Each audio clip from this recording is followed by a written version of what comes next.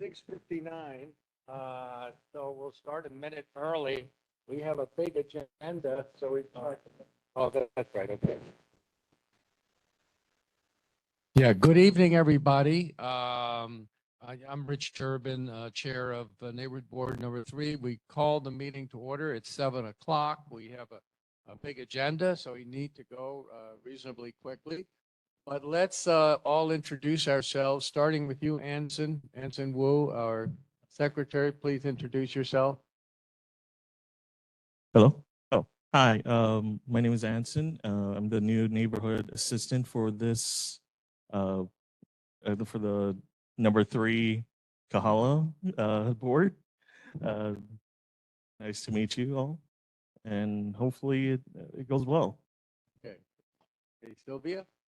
Sylvia Himeda, I'm sub-district under 4. I'm Kelsey Kim. And sub-district, Kelsey Jude. At large. At large, okay, cool. Colin Fujiki, Subdistrict 1. Aloha, Brian Wong, Subdistrict 2. Aloha, Rich Turbin, Subdistrict 3. Do we have any neighborhood board members that are coming in virtually? I don't think so. But if you are, please say hi. But we have a quorum. We do have a quorum, so that is great. And we do have some people, some residents, neighbors, live in person. How about introducing yourself? Sir.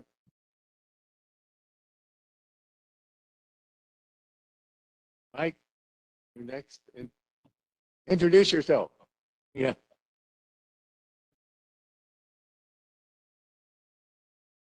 Okay, now Martin. Okay. Derek Cheryl, Deputy Director for Customer Services and the Mayor's Representative. Back. Keone Kino, Waialae Cliffs. Mary de Monteverde, founders of Waialae Cliffs. Bob Parker, Waialae Cliffs. Okay, well, thank you. Thank you for coming. Okay. So let's start with the city state monthly reports. Honolulu Fire Department, I believe you're here. Yes, sir. You can hear me. We can Yes. hear you. Okay. The December incident statistics were 1 cooking fire, 2 activated alarms, 38 medical calls, and 1 mountain rescue. Our fire safety tip announcement for the month, it has to deal with lithium-ion batteries. Lithium-ion batteries supply power to many kinds of devices, including smartphones, laptops, e-scooters and e-bikes, e-cigarettes, smart alarm, smoke alarms, toys, and even cars. If not used correctly or if damaged, these batteries can catch on fire and explode. The tips are always follow the manufacturer's instructions, only use the batteries and charging cord designed for the device, replace cords that are damaged, frayed, or sticky to the touch. Charge devices in a cool area with good ventilation. Do not keep charging the device or device battery after it is fully charged. E-scooters and e-bikes should be only charged outdoors. Smaller devices should be placed on a hard, non-flammable surface when charging. Never under your pillow or your bed or on your couch. Store batteries away from anything that can catch fire. I also wanted to add, I was with you guys in November, and there was a question that came up regarding the evacuation plan for Kaimuki. I was able to get more information regarding that, and this is what our administration told me to report. Waialae fire prevention and evacuation planning. The HFD continues to work with government and private stakeholders to reduce wildland fire fuels, as well as educate the public at large and large landowners in wildland fire prevention and preparedness.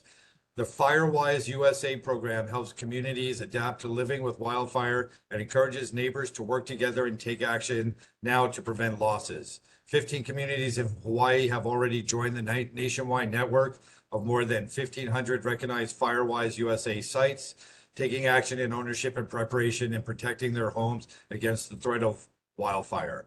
Visit www hawaiiwildfire.org for more information on becoming the next FireWise community. With that, I will ask if there's any questions. First, any questions from board members? Yes. So do we know within our communities how many are FireWise sites? Or is that something that could be, that we could figure out for the next meeting? I believe if you go to the website, you'll be able to determine which okay. communities have already signed up for that. Perfect, thank you. Further questions from board members? Right, residents, neighbors, other participants, any questions for a representative from Honolulu Fire Department? Okay, well, thank you very much. Okay, thank you. Have a great night. Okay, you too. All right, next, Honolulu Police Department, we have a representative from HPD. Hi, aloha, Lieutenant Taro Nakamura from District 7. These are the stats for December as compared to the previous month. Looks like they mostly went down. Motor vehicle thefts were 4 as compared to 10. Burglaries were 7 as compared to 8. Thefts in general were 17 as compared to 15. And UEMVs, which is theft from autos, was that was 12 as compared to 13. This is out of total calls for service of 6,355 for the district. And further statistical information can be found at honolulupd.org. And our safety tip for the month is home security tips. They're just general tips that can make your house less susceptible to burglaries. One thing I'd like to say is if you can, not that we want to establish a bunker mentality, but if your house is more protected than the next one, then crooks are lazy, so they will move on.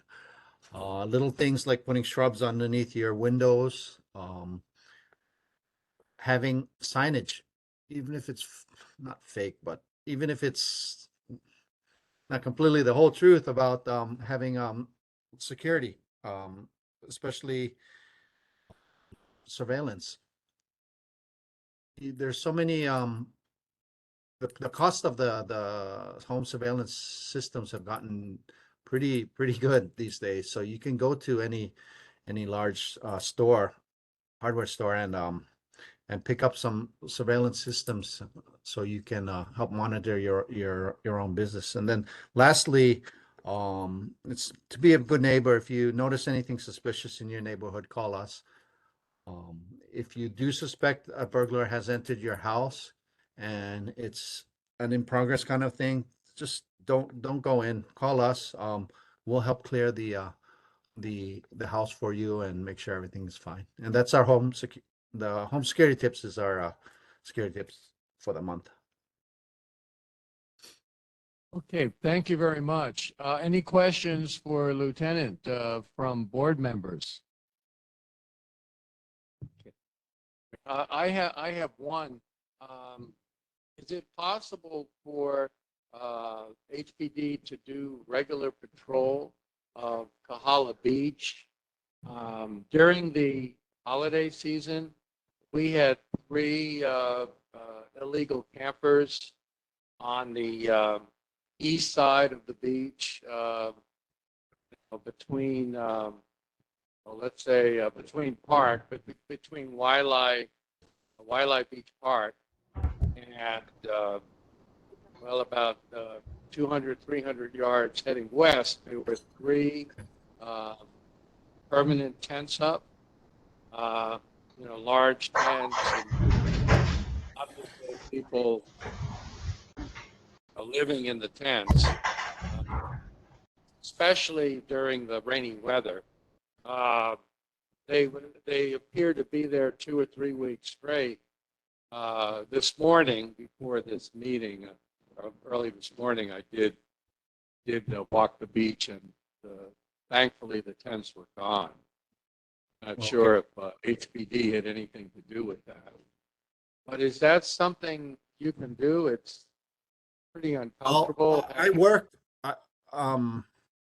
worked New Year's Eve, and then we did make a couple sweeps actually, of the park. I don't know if we went 300 yards, but I was there that evening. We didn't see anybody.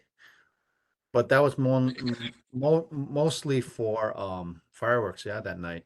But I can definitely let the sector sergeant know as far as moving them, evicting them, citing them. A lot depends on where they're actually quote unquote camped, yeah. But I can definitely let the sector sergeant know to make more checks.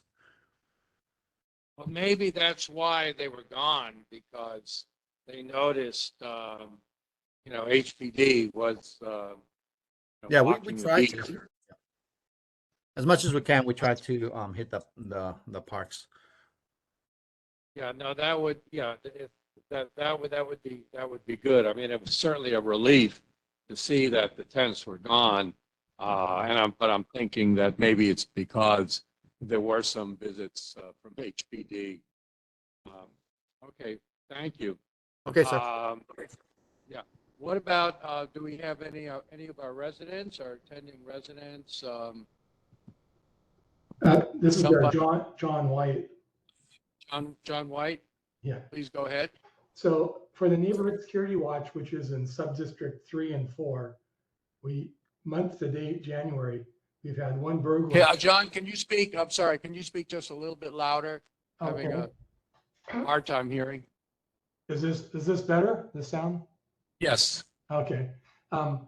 For the month to date in the Kahala Diamond Head neighborhood security watch area, which is sub-district 3 and 4, there's been one burglary, and that was actually someone violating a protective order and breaking into the house, taking items. And we've had 2 vehicle break-ins on Kulamano Street, smash and grabs, and we had 1 vehicle theft on Diamond Head Road. So overall, this is lower than history on crimes at mid-month. Well, that's progress. Yeah. Thank you, John. Is there anybody else attending virtually? Anyone in the audience like to ask Lieutenant some questions? Okay, there being none, thank you very much, Lieutenant, for attending. Okay, sir. Take care. See you next month. Okay, good. Looking forward to that. Okay, Lorna, is Lorna here, or anybody from Board of Water Supply? I'm here. Hi, good evening. Yep, I'm Lorna from Board of Water Supply. I don't have any main breaks to report for December. The announcement I have for this month is a new year is an opportunity to change small habits that can make a big impact. So a significant one is water conservation. So if you're conscientious about water use, we can ensure an adequate supply for generations to come. We just wanted to give you some easy ways to save water. As always, check for leaks. Replace your old toilet with a WaterSense labeled one, 1.28 gallon per flush or less, and qualify for a rebate from the Board of Water Supply. Just a side note, it was $45 and it is going to be $100 for these rebates for about 90 days or so. We may extend it. You guys are one of the first ones to know about it. So also consider planting drought-resistant plants. Purchase a rain barrel and qualify for a $40 rebate from the Board of Water Supply, and put a nozzle on your garden hose. And if you want to get more information about our rebates or check tips on conservation, just visit our website at www.boardofwatersupply.com. That's all I have tonight. Any questions? Questions from board members? Okay, any questions from residents, other attendees, virtual attendees? Okay, thank you very much, Lorna. Okay. Yeah, thank you. Okay. Good evening. See you next month. Okay, next item is filling of vacancies. We still have that one vacancy in sub-district 2. Are there any residents here who reside in sub-district 2 who would like to join the board or kind of stick their toes in the water? Okay, well, keep on looking, keep on looking. Let's get that 9th member. Okay, reports of members' attendance at other meetings. Anything to report from neighborhood board members who attended meetings where, representing us or neighborhood board business was discussed? Okay, we'll go to the next section, elected officials. Michael Buck is here. Governor Josh Green's representative. You have the floor, sir. Aloha, hiahi, Chair and members of the public. I bring you good news. After the second day of legislature, which was today, it wasn't a sushi contest. It was who's going to work with who the best this year. And I know the mayor's representative will have some great things to say about our joint collaboration with specific emphasis on homelessness. And I was part of a group that we did in your district, a checkout of Diamond Head, number of people that are hidden homeless on Diamond Head and have all these ways to get away. They go from a city to a state place. So that's erased. And I had a moment to talk with Chair Turbin before the meeting. The same thing holds true with the promises that you're not holding water for the ACLU. I think that our specific you guys and your board and me and my other board, which I also represent in Waialae, we got a lot of time at the ledge yesterday talking about the mutual problems we have. The domestically challenged people at the Kahala Mall corner. We are now having people in the bushes in Hawaii Kai. These are the same people. And they are we counted, this is embarrassing, on Diamond, 95 people. That's a lot. And that's just because they take a step in the bushes and disappear. Well, now there's going to be people taking a step in the bushes behind them to help them come back in. So I think that's one of the major accomplishments. Another one is there's a tremendous amount of jobs available at both the city level and the state level that I'm going to talk about. And that's going to, just look for jobs. There are literally hundreds. The city has some great reports. I'm not going to get into them because they've really, really ramped up and hired a bunch of people. The state is trying to do the same thing. We are here at the invitation of the city. We're not here to horn in on the city business, but we are here to say that there's a lot of confusion between now and May or June at the end of the session. A lot of people don't know, is this city, is this state? That's all gone now. We're having great communications between the city council and the mayor and the governor and the senators and the reps for saying, let's make sure people that have a problem get it solved. So if it comes to your department and it belongs to another division, same day it's got to clear your desk. And that's what we're doing. So if you complain to me about something that's specifically common only to Kahala, it's gonna go straight to the Kahala person right away. That being said, I welcome them. Anytime I will answer for you. I will be here for you. I don't want to hit you up now because there's a lot of anticipation to a good year. We made it. Things are looking pretty good. And those of you that are wondering also, we are really, really pleased to announce the collaboration of the Hotel Association, the Restaurant Association, with regards to additional security that goes on.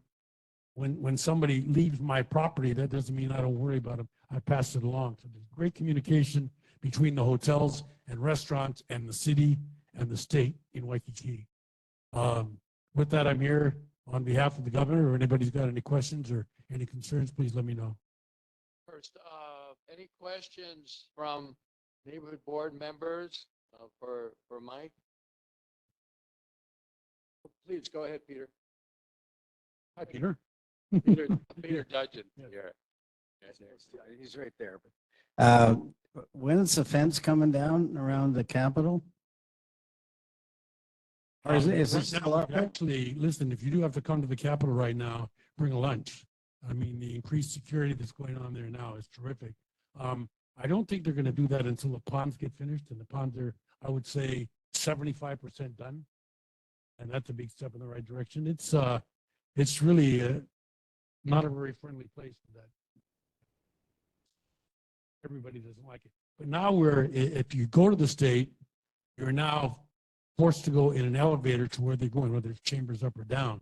So there's no security on that level. You have to get past the guard. You have to get one of these little things.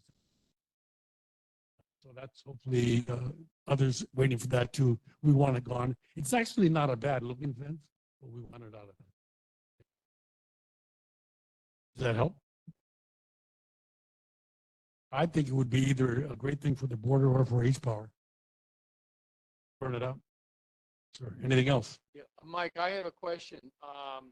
So did you, it was what, 2 days ago that the city and the state went to Diamond Head?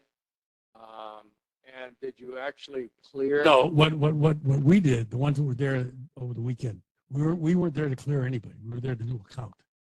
What? To do a count, try to get some idea of how much resources have to go into this. And when they do the sweep and the empty, which is coming, they're going to have to bring dump trucks and they're going to have to get volunteers. It's going to be a community effort, which we hope we can transmit back through the council, through the neighborhood board. Hey, bring some gloves and something to drink because we're going to go clean up Diamond Head. And that is in itself, it's so frustrating. You know, as I came here just now, coming down this little side road, there are huge tents right here. Right. And that's ridiculous. You know, they got to go. And now they will.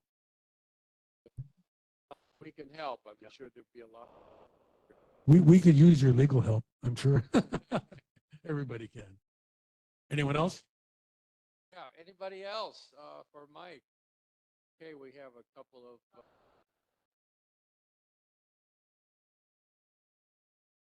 Yeah, why don't you? Yeah.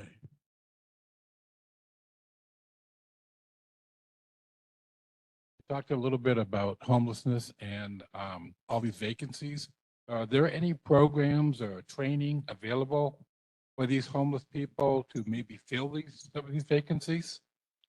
In a word, no. I think what happened is if you go to the state and you go to workforce development, you can get a lot of help. But a lot of these folks, they're homeless. They're still working. But the answer is no, you can't take somebody and you can't make them work to get the benefits of being homeless. That's an issue. Talked about that a little bit before. The short-term answer is no. However, those that are continually going to be unemployed, yes, there's a place for them. And I know the city has also a great website. Work for the city. We're hiring, and I think they've hired 5,000 more people than we have in the last 6 months. Hope that helps.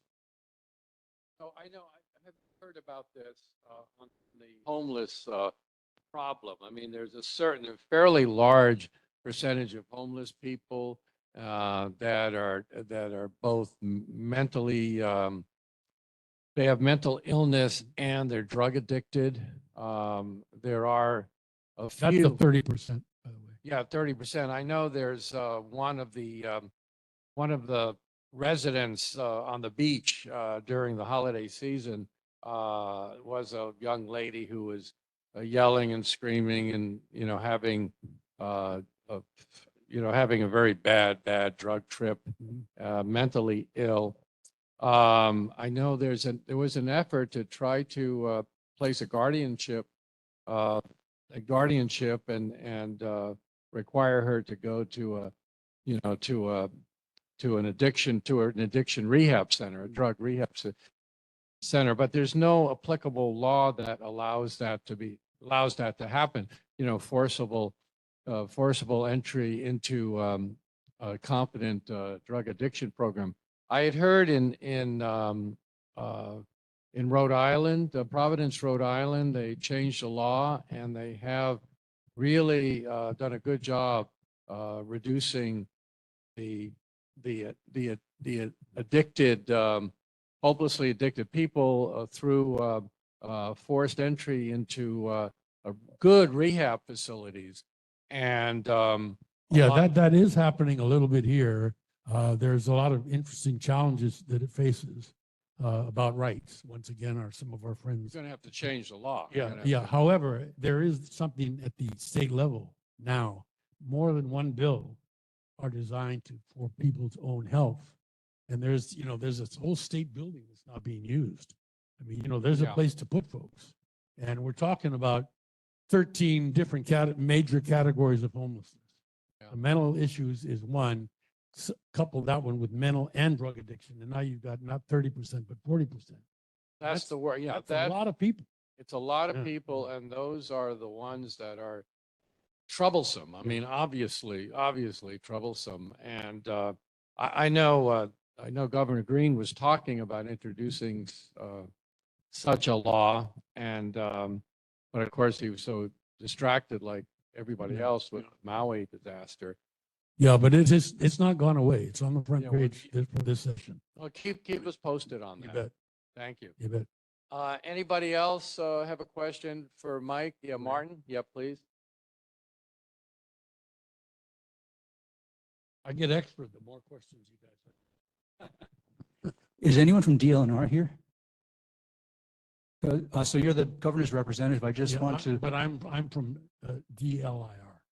Right. So the question I had was, Rich and I had asked that representatives of DLNR be here to discuss the question of the illegal campers on Diamond Head who create campfires, which are a major fire hazard, and then also defueling of the landscape because there's lots of non-native grasses with kiawe trees, which it's nice and cool and rainy now, which means that in the summer, come June, July, August, it's going to be dried out and tinder dry with nice dry kiawe wood and non-native grasses down at the bottom to start a fire. Yeah, that's a great point. And we actually have taken a pretty good look at that. I remember several months ago when I first started coming to these meetings, we got some landscaping done, and we got some promises on when some more was going to be done. The difficulty with the DLNR people that are in the park doing the assessment is they have no authority to physically move anybody's possessions or touch anybody. So I mean, and they don't want to be there because it's spooky. So now with the joint groups of police and state police and sheriffs, we're going to be able to get in there and say to somebody, pack up your stuff. We're going to escort you out of here. You can't stay here anymore. Good. Okay, well, we have it on the agenda. Mike, I don't know if you can stay, the Diamond Head fire issue. I did both call and send emails to DLNR and the State Parks Division asking for somebody to come.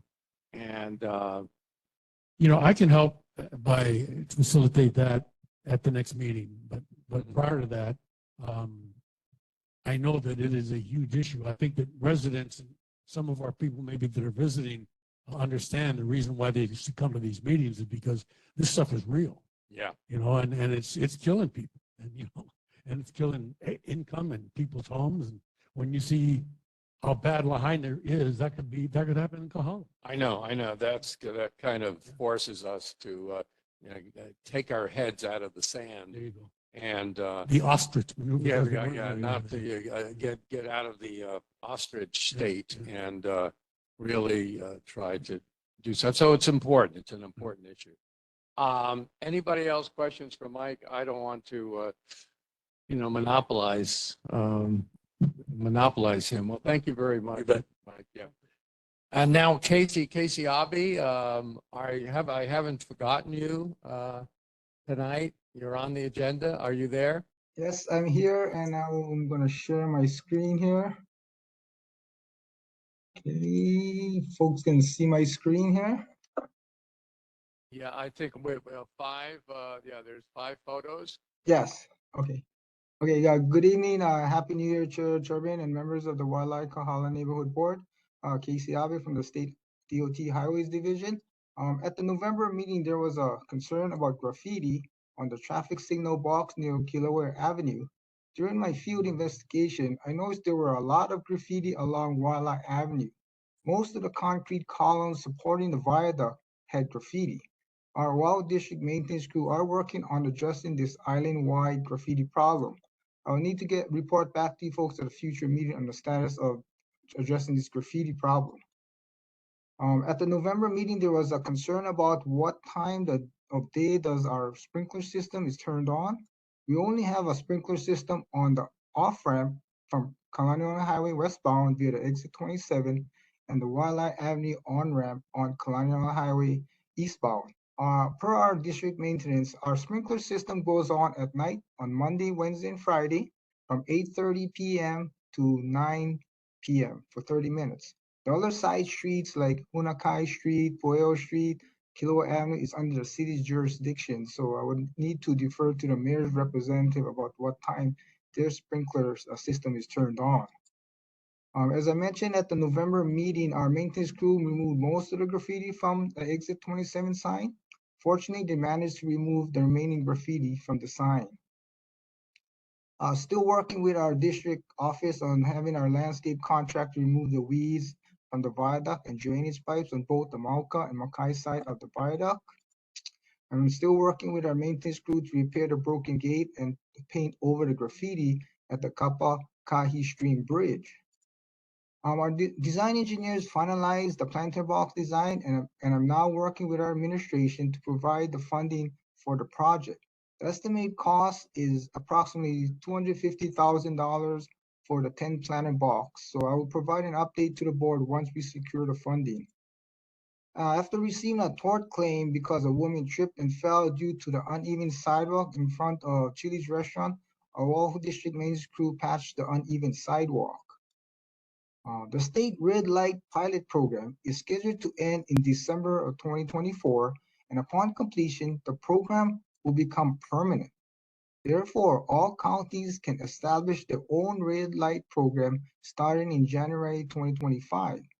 So if the neighborhood boards want to install permanent red light cameras at intersections on county roads, you can start reaching out to your elected county officials or the mayor's representative. As for state roadways like Waialae Avenue, we would like the neighborhood boards to discuss and vote on which intersection they want the cameras to be installed and send a letter to our director requesting the red light cameras to be installed at certain intersections. After receiving the board's letter, we will confirm the existing signalized intersection does not have or is not scheduled or is scheduled to have a new adaptive traffic signal controller installed at that intersection. Because the new adaptive traffic signal controller, if it's installed at that intersection, it will allow us to change the timing of the signals based on the traffic demand 24/7. So if the signalized intersection is not scheduled to have these new adaptive traffic signal controller, we need to do research on the past traffic accidents at an intersection and see if other cost-effective traffic control devices can be installed, because the red light system can be costly. During the 2-year pilot program, it cost the state approximately $92,000 per month for the 10 intersections, plus the cost for the police department to review each possible infraction, and the cost for the state AG office if violators contested in court. As for the income from the fines, we collected way less than the $92,000 for the whole year, in 1 year, as compared to the cost of $92,000 per month for the 10 intersections. And previously, the red light cameras can also detect the speed of the vehicles passing through the intersection. So people have been requesting if these cameras can be installed to issue speeding tickets. From our understanding, a bill is being introduced in this year's legislative session, so neighborhood boards can contact their elected officials about supporting the bill. During the 2023 legislative session, the governor signed into law Senate Bill 588 relating to excessive noise, which requires the state DOT to develop and implement a pilot program to use noise detection traffic cameras to address excessive traffic noise in urban areas having population of greater than 500,000 people. I will provide additional information on this pilot program at future meetings. And finally, although this project is not in the Waialae Kahala neighborhood jurisdiction, I'd like to inform the board about this new 2-year-long project, because it may affect your travel while driving at night into Honolulu from the west side. In December 28, Star Advertiser, our contractor, Hawaiian Dredging Construction, placed this notice to motorists ad about night work starting on January 2nd and continuing until December 2025 for our $100 million H1 freeway eastbound improvement project from Ola Lane Overpass to Likelike Highway off-ramp. The newspaper notice had an error on the working hours for Sunday through Thursdays. Per our December 29 news release, the working hours from 8 p.m. to 4:30 a.m. and on Friday and Saturday nights is from 8 p.m. to 7 a.m. 2 lanes will be closed each night. I will place the project website and HDOT's weekly road work and lane closure into the chat.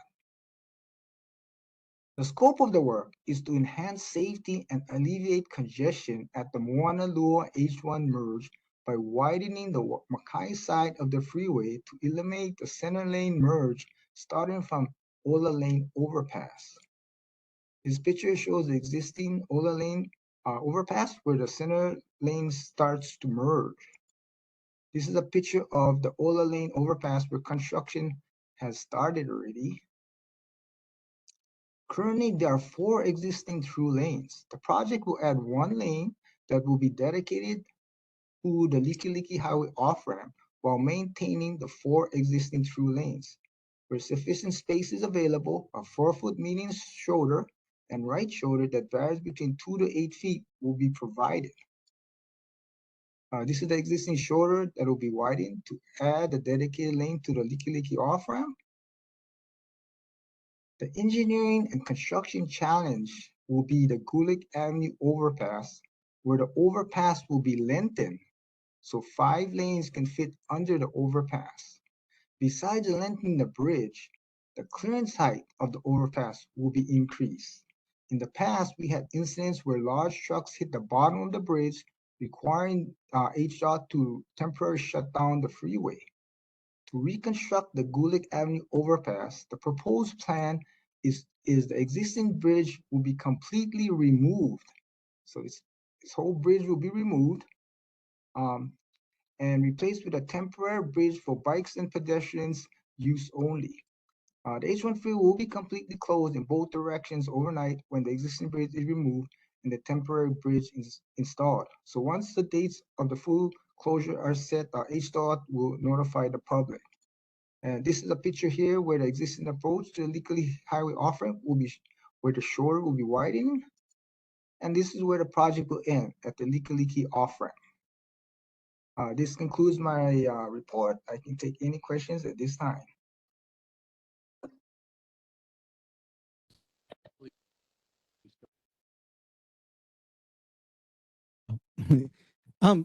Thank you so much for the report. I'm very happy to hear about the noise pilot study that will be happening. I live in Kahala Towers, which is right across Kahala Mall, right underneath the freeway, and it is an incredible nuisance at all hours of the day, where you can tell that there are drivers from other parts of the island that will pass through that area because it reverberates throughout the area. And the reason I know that this is a particular area is because they will go back and forth. The same car will go back and forth, and there will be multiple mopeds that will also do the same thing. That all feel like they're modified to be able to have that extra noise added to their vehicles. And Tommy Waters is very aware because he's also lived in that building for a long time. So I'm really happy. Would love to make sure that that's a considered spot for the study for the pilots program because it's an incredible nuisance. We also have that on Kahala Avenue, especially on the weekend, evenings, Friday night and Saturday night. Extremely loud motorcycles, mopeds going back and forth. I mean, they're racing. I mean, they're also racing too. And that is a very, it really impacts the quality of life for the people who live in that area. Anybody else? Yep. Yes, Colin? Sure. Yeah, and I thank you for the report, Casey. I really appreciate all the work you put into it. You have an amazing report. You stand out. I think I did mention the signal box on the Kilauea and the Kilauea Avenue one. So, and I believe that wasn't in your report. I just want to make sure that you're acknowledging that one. It's kind of further down, more by the Kahala Towers entrance. Okay. That does have a lot of graffiti on it.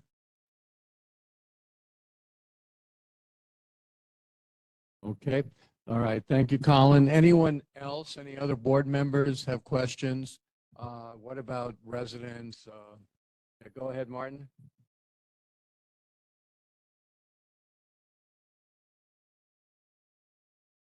I would also like to ask that Diamond Head Road be added to the place where you're monitoring the noise, because there's a tremendous amount of noise, especially on the weekends, where you have the motorcycles and all the cars, especially from the homeless people that are going up and down Diamond Head Road during Friday, Saturday nights especially, but basically all the time, making a tremendous amount of noise. And it's a Just to problem let you for a guys lot know of that people. the noise is related to a traffic signal, so you'd have to identify a traffic signal that's either in Diamond Head or Hall Avenue, which I don't believe there are many. So this has to be related to traffic signal? That's what he said. Oh, okay. So what it is we're working with our consultant. We have to work with the city and our state Department of Health to select these pilot locations. So once I find out where we plan to pilot this new system, we'll let the neighborhood boards know. But I will let them know that the Kahala neighborhood board is interested in volunteering their area to be a pilot area. I will let them know. Thank you. Casey, I did have one more question regarding the red light program, and I guess you said there was 92,000 that was spent on developing and implementing it, and you said the revenue has been way less. I guess how many tickets have been issued, and like is there, I guess, and then how many of those tickets issued have been fought or paid outright, or like what is the return on the issues of those tickets? Okay, I would have to go back and get that information for you, and I can report back at our next month's meeting. All right. Well, thank you very much, Casey. Appreciate the report and all the hard work you did. Now it's time for Mayor Rick Blangiardi's representative, Derek Mayashiro. He's way better looking than me. He's going to be next. How many remember Columbo on TV? I have a Columbo, you know. Just one more thing. I forgot one of the most important parts of my thing tonight, and I think it's important to you too, because we have here in your group, we have these new residents of Kahala Mall. Out at Lucella Beach Park, we have, over the weekend, 60 fishermen in tents, camping right in our faces. And these are the two groups that are going to be addressed first by this joint collaboration. In addition to the folks that are right here on the road as you come into this facility, they just don't care. They put up these big, big tents. When we walked through there, there was one guy, one fishing pole, no ice, no bait, 10 bicycles. He was working on bikes. So that's what's going on. Anyway, rest assured that you're going to see some movement.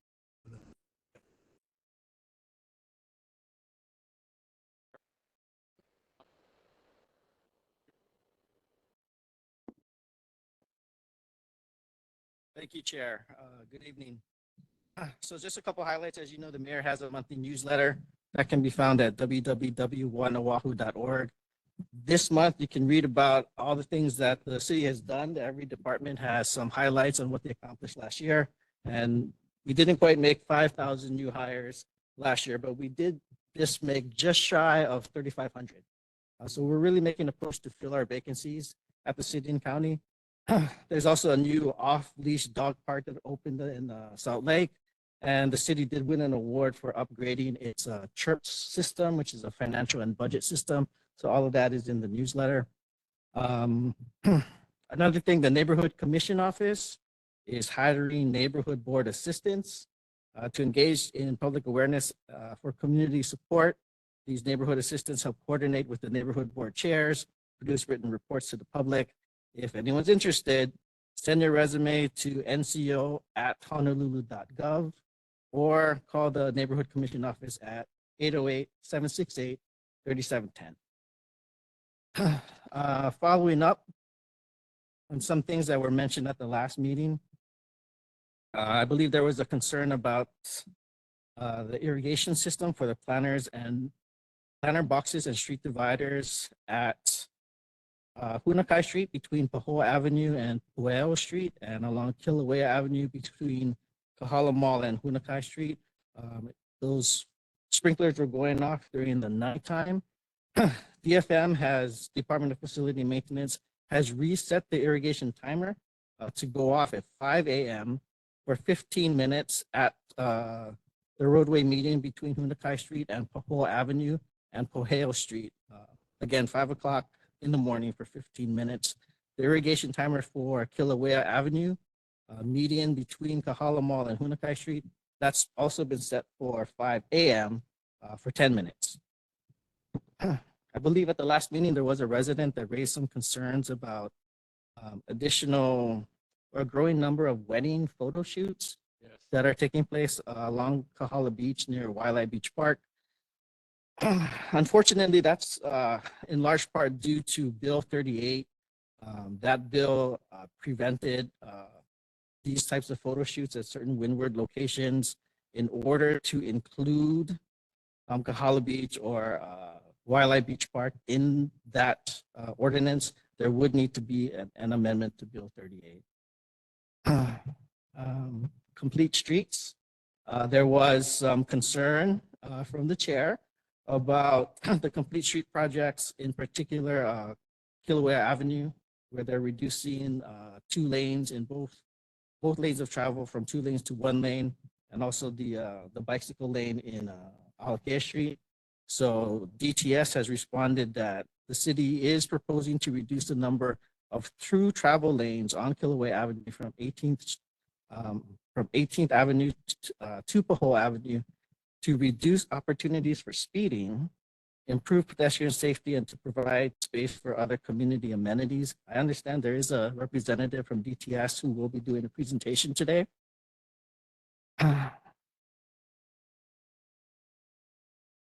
And I think there was another concern about not having, or the public not having enough notice when there's events that result in street closures. This stems from an incident that there was some type of event on November 12th where board member Himeda was unable to make I believe it was a right turn onto Diamond Head from a side street. The Department of Transportation Services contacted that applicant who was having an event on that day and reminded them to notify the public through these board meetings anytime there's going to be some type of event that's going to result in street closures. I'm informed that the applicant was asked to attend today's meeting to highlight what they have planned for this coming year. I don't know if that representative is here or not, but they have been requested to do so. Thank you, Derek. Any questions for Derek from Are neighborhood you board members? allowed to elaborate on who that I do not have a name. The Department of Transportation Services didn't provide me a name. They only said applicant, so I don't know. I have a question. One of the concerns, and this might be for anybody that has a dog that they walk. One of the things that I've noticed, one of the trends that I've noticed is that a lot of the houseless populations around the Kahala area will typically have a dog with them. It tends to be, because I have a dog, I walk them, they're rowdy. That's not the issue. It's that they tend to be small dogs, puppies, and they tend to be different kinds of puppies within a given amount of time. And several of them seem to have different dogs, and so I'm concerned about a growing population of dogs that are with the homeless, houseless population. I don't mind obviously having, but wondering about whether they're receiving proper care, whether they're receiving what would be services from the Humane Society, if that's part of the outreach that is done by the people that are providing outreach to the populations, anything about that. So I can tell you that the Humane Society will investigate. They do have staff to investigate any complaint of animal neglect. So if there's any type of either abuse to the animal or neglect of the animal, the Humane Society will intake that complaint and send out staff to investigate. So I can check with them to see if they've received any complaints, but I don't have that data right now. And I do want to clarify that I'm not suggesting that the animals are being abused or anything like that. It appears that there's a growing population of dogs that are probably very happy to have owners, but that if nobody is providing any assistance to them, that they might just be reproducing without any assistance. Okay. I can talk to the Humane Society to see what services they could offer, but typically their response really is just to animal neglect or animal abuse. I'm not sure what services they might have beyond that, in particular when the animal or the pet is owned by someone who may well appears to be otherwise taking care of the animal, but I can check to see what options might be available. Yeah, and in particular, what is their protocol if somebody who's houseless, how is that dog classified? If it's a dog that doesn't have an owner that is found on the streets, they're able to provide certain services. They're usually able to spay or neuter, et cetera, et cetera. So if the dog is owned by a population that is houseless, where exactly does that leave that animal? Yeah, that's a good question. I can find out. Thank you.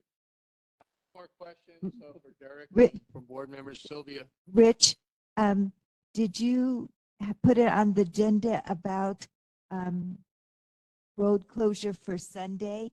My name is Sylvia Himeda, and it's the Mid-Pacific Runners Club for January the 21st, that I was told that they would let us announce it at today's meeting. I didn't get any.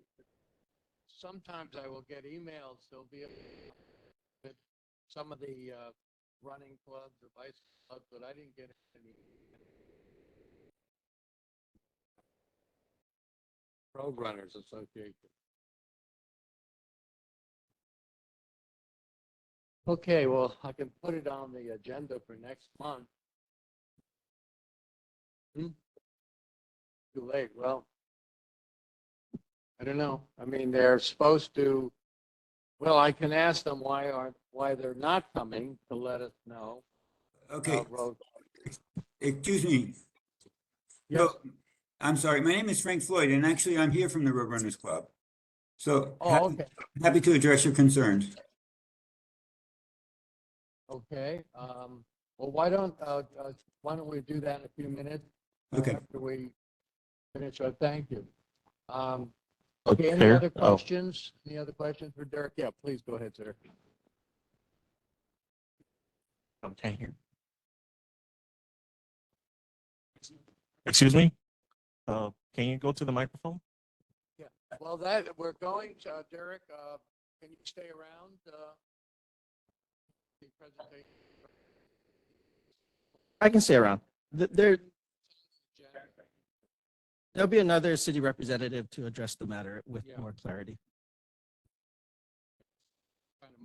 Trying to move along. All right. I thank you very much, Derek. Thank you, Chair. Great, appreciate it. Okay, is Council Member Tommy Waters, Council Chair Tommy Waters here, or his representative? Aloha, Chair Turbin. Can you hear me? Not quite. Can you talk? Get a little closer to the mic and talk a bit slower. Yes. Hi, I'm Adam Dew from Chair Waters' office. He apologizes he can't be there tonight. He is speaking on a panel tonight for plastics and the environment. I've emailed out our newsletter to the board members earlier today. I've also linked it in the chat. It can also be found on the City Council's website. I'm going to share my screen here. I do have a few legislative updates that I'd like to highlight.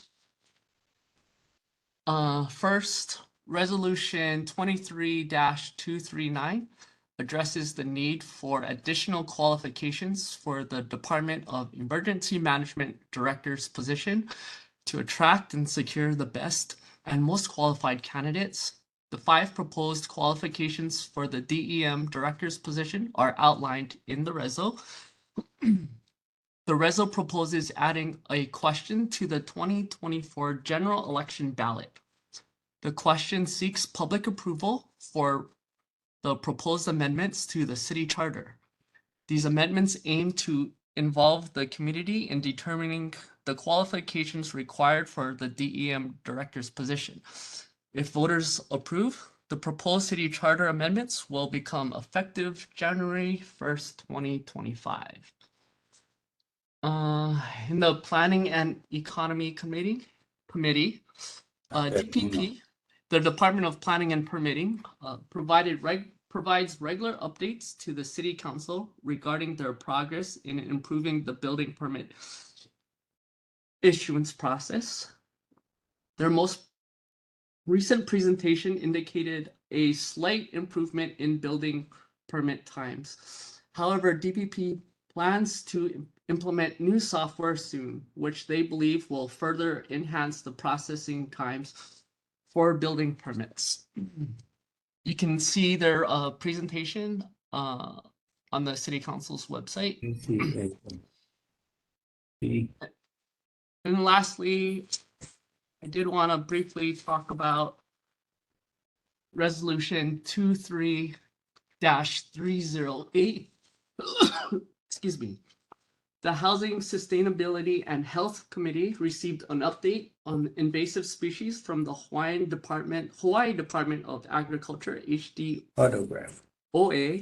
The presence of invasive species affects every neighborhood on our island. Non-native organisms such as the coconut, rhinoceros beetle, little fire ants, and coqui frogs pose a severe risk to our ecosystems. This resol urges the city's administration to work together in addressing invasive species, providing 5 action items that the city administration requested to report within 180 days. The resol was reported out of the HSH committee for adoption at the January. It will be up for adoption at the January 24 full council meeting. With that, I'm happy to bring back any questions to Council Chair Waters. Yeah, I'm sorry, first name was Adam? Yes. Yeah, Adam, regarding the request to limit weddings on Kahala Beach, and that has to come from the city council. Can you talk to Chair Waters about that and come back to a future meeting and let us know about what action can be taken, what ordinance, whether the city ordinance can be expanded to eliminate or limit weddings on Kahala Beach. Yeah, I believe that would be to amend Bill 38, which right now focuses on Waimanalo. If this is something that the Kahala Neighborhood Board would like to see in their neighborhood, I believe Chair Waters at the November meeting asked the board to put together and pass a resolution from your board. I believe that would be a good step. Okay. All right. But Well, yes. we'll leave it. Yeah. Okay. Well, we'll leave that on the agenda. Okay. Brian, you had a question or? Yes. Adam, you referenced the newsletter that you sent out to the board members. I opened it up and wanted to clarify the last page, which doesn't seem to be part of the actual newsletter, but probably an attachment, is a DTS traffic studies update for the Kaimiki Neighborhood Board number 4. And I was wondering, did we receive the correct newsletter, or is this just a general information for all?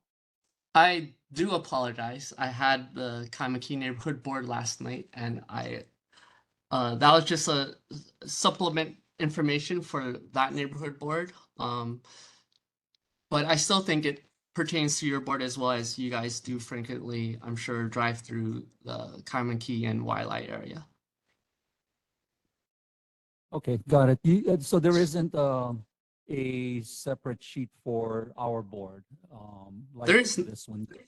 correct. There's not, but I can if that that's some data that their neighborhood board had asked for. If it's something that your board is excuse me, interested in as well, it's something that I can compile and share with you guys as well. Okay, I'd be interested in having that information. I was more for clarification that we got the right newsletter first, but if you can provide that information, that'll be great. Will do. Thank you. Any more questions from board members for Adam? Okay. From the, as far as residents are concerned, virtual participants, any questions for Adam? Okay, thank you very much. Now we'll go to Representative Bert Kobayashi. Is he present, or is representative present? Okay, I assume nobody's here then to represent Representative Bert Kobayashi.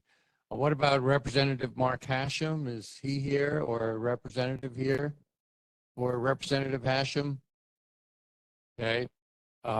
Senator Stanley Chang, is he here, or representative for Senator Chang? Hi, good evening, Chair. I am here. Okay. So is that Senator Chang? Yes, can you hear me? Yes. Okay. Yeah, I can hear you. Okay. But the picture was a little bit fuzzy. Yeah, thank you for coming, Senator. Please go ahead. The chair is yours. Thank you so much, Mr. Chair and members of the Neighborhood Board. As you folks probably know, the legislative session for 2024 opened yesterday, and I'll be continuing in my position as the Housing Chair, which I've held for, this is my 6th year.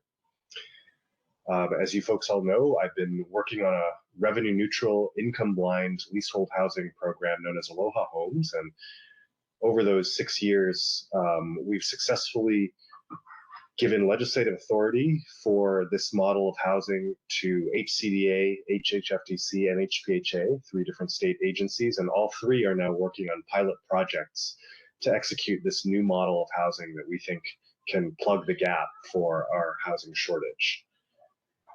This year, we're focused on housing finance reform. As you folks know, the state spends lots and lots of money on subsidizing affordable housing.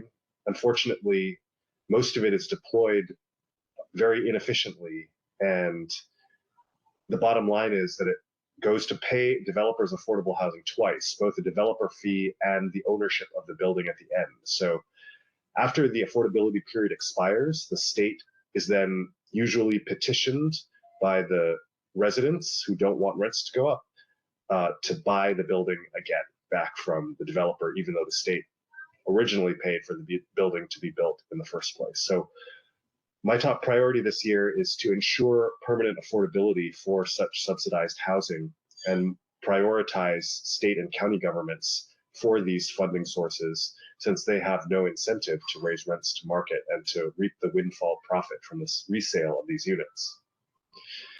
I also am hoping to stretch our existing state dollars by doing some technical terms like private activity bond recycling, credit enhancement, and also the financing of infrastructure, not just the vertical construction of housing itself, all 3 of which, among the other ideas, should be able to unlock tens or even hundreds of millions of dollars worth of new housing construction that is below market.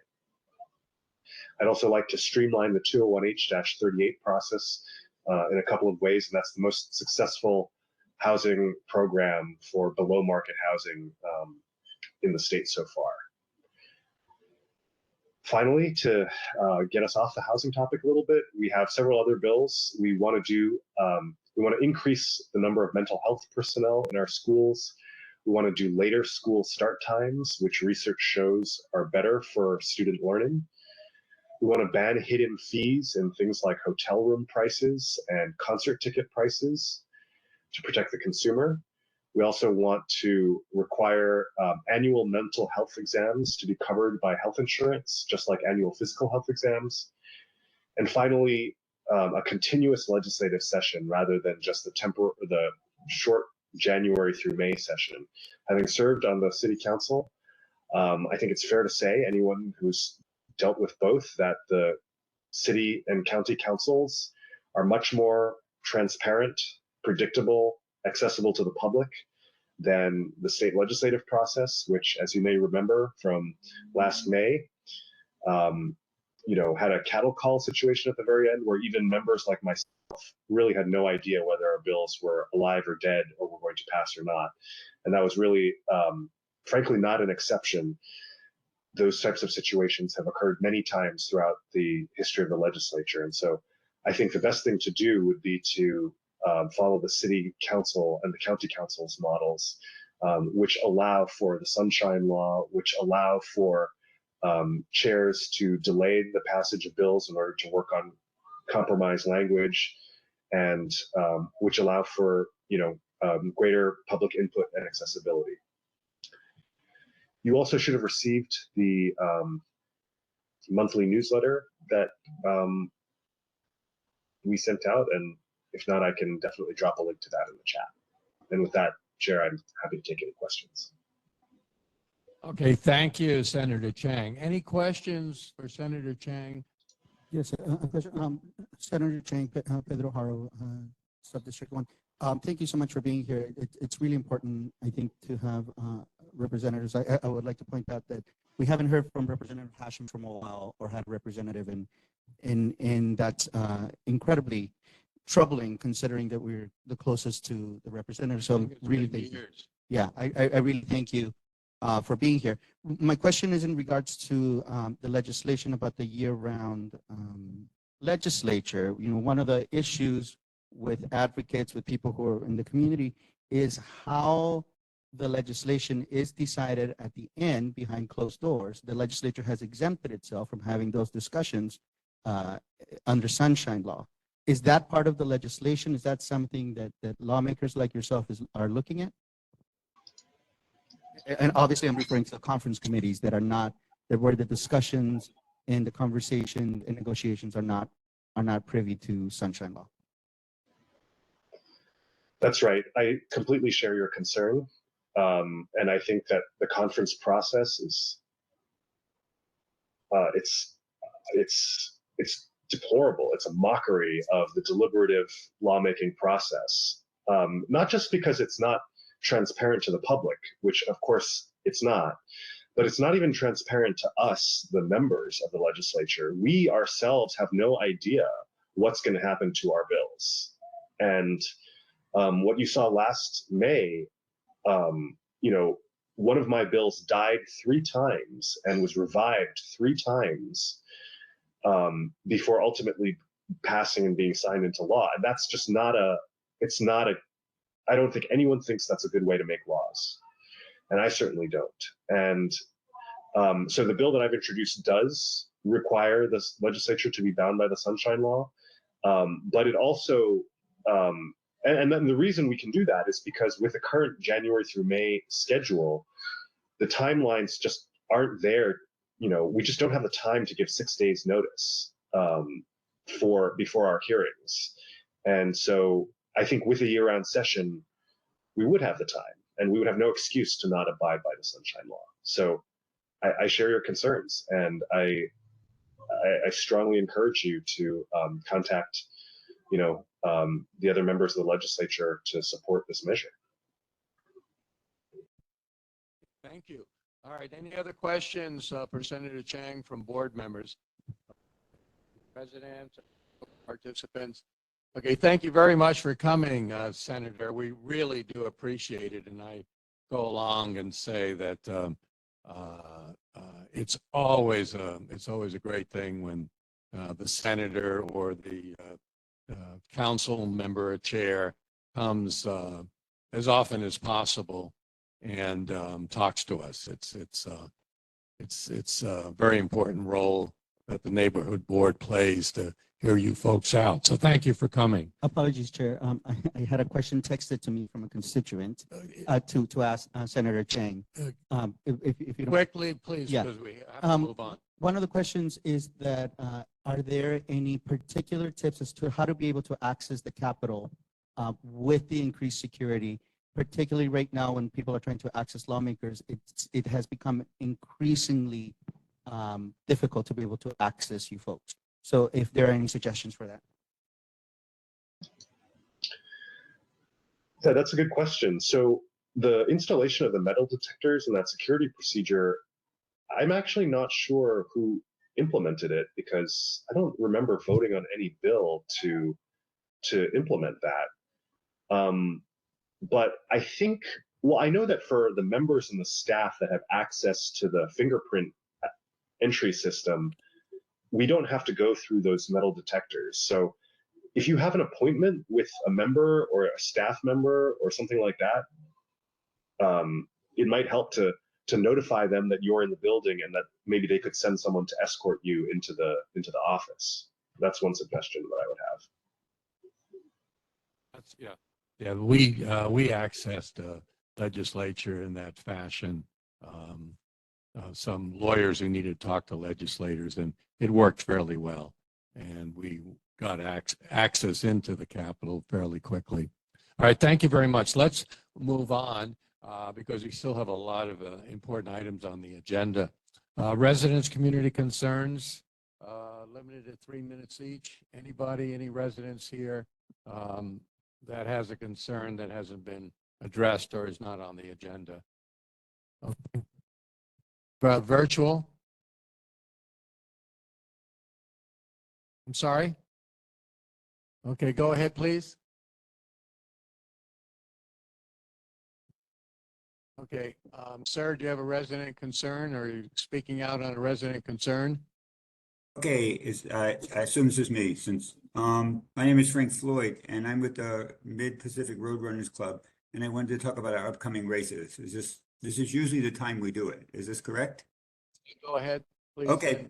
So we have two races that we conduct pretty much every year around this time. They're in January and February. They both are housed in Kapiolani Park is where we stage them. And they occur on Sunday mornings at 7 a.m. We have about 200 runners usually in each race. The first one is on January 21st, and it's a Sunday. It's an 8K. It goes from the park from Kapiolani Park up to on Diamond Head Road to the Triangle Park and turns around there and comes back. The second race is a Johnny Farber 10K. It occurs on February 4th. It uses pretty much the same path and then continues onto 22nd Avenue, goes over to Kilauea and wraps back around on Kahala and then back to the park. Again, we've been doing these races for many years. They're pretty much the same routine. It's part of what we call the Great Aloha Readiness Series. There are 3 races we have in a row right before the Great Aloha Run. We also do some training for people who want to do the Great Aloha Run. The races start at 7 a.m. We're usually pretty much all done by about 9 a.m. There's no street closings. There are some areas where we cone off so that a part of a lane, I know over on Diamond Head Road, right around Diamond Head, the runners run towards the Mackay side and they sometimes cone off a section to protect the runners from traffic, but there's no street closings. We do have police. We have police permits from the police, and they're at every major intersection, especially the really only major one for this race, at least in your area, is at Triangle Park. People usually run from Kapiolani Park on the Mackay side and then need to cross over right at Triangle Park to the Mauka side, and the police takes care of that for us. They may stop traffic to allow runners to get by, but the street's not closed. So I mean, pretty much these are the same events that we've had in the past, but Right. we're here to tell the neighborhood board about them and answer Well, questions. thank you for coming. Thank you for coming. We appreciate that. And I know that's the kind of the rule and you're complying with the rule and we appreciate that. No road closures. Any quick questions for the gentleman? Okay. All right. Thank you very much. We appreciate you coming to our meeting and, giving us the information. Okay, thank you. Okay. Okay. You have Yes. concern? I'm Mary. I'm one of the founders of Waialae Cliffs, and we do a lot of restoration work by the Diamond Head area. And we do bring volunteers every Saturday. We're out there. And we range from 30 volunteers to sometimes 150 volunteers to remove invasive species, plant native Hawaiian plants and trees. So one of the things that we could do a lot, but one of the things that we really need help on is a bathroom for our volunteers, whether it's just for Saturday, but I think in general, there's a need for a permanent bathroom in that space. There's a lot of tourists that comes every day. Even the tourists are coming in to actually volunteer with us. And, everybody around the island actually come and help, including schools and businesses in the community. So that is not a concern, but it's something that I could use the neighborhood's help on. And I don't know how to proceed from there. Is that city property or state property? So this is a little bit interesting. It's owned by state, but executive ordered by with the city to maintain. I see. Okay. Well, maybe mayor's representative, Derek, is that something you can talk to? I guess that would be Parks, Department of Parks and Recreation, DPR. Yeah, why don't we talk offline and I can get your contact information and you can have my information as well, and then we'll see what we can work out. Thank you. All right, good. Well, get back to us and see if it happens.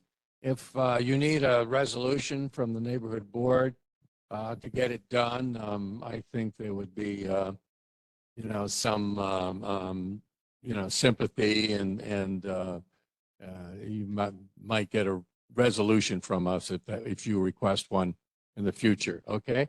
All right. Yeah, I can give you my card so you can email me. Okay. Excuse me, Mary, can you tell me what specific park? This is by Waialae Cliffs Beach Park. So it's like by the lighthouse, like next to the shower area. So we're working along the coast from the lighthouse to the first residence, little by little. All right. Well, thank you very much for what you're doing. That's great. So I'll give you my card. Okay. Thank you. All right. Any other residents' concerns? Okay. Well, let's move on. Sylvia, do you have a resident's concern? I just wanted to say that Triangle Park, the official name is not Triangle Park. I think it's Operation Red Wings Medal of Honor Park. Yeah, that's correct. That's correct. Okay, so we'll go to board business right now and then unfinished business. Let's get to the approval of the Thursday, November 16th, 2023 minutes. I think there's a couple of corrections, Sylvia. You are going to present them to us. Peter's last name was misspelled. That's Dudgeon. I swear that's his name. Okay. All right. Anything else, Sylvia? And under the agenda, Martin's last name was misspelled on the agenda. HSIA. That's Martin's. Okay. All right. We'll catch that. Anything else? Anybody else have any corrections, modifications, deletions to offer? Okay. If not, the chair will enter a motion to approve the minutes. Okay. Peter, do you want to? Okay. Second. Okay. Thank you, Brian. All those in favor, aye? Okay. Nobody opposed? Okay. Excuse me, Chair. Who moved second? Oh, okay, Peter. Oh, yeah. Peter moved it and Brian seconded. Okay. Thank you.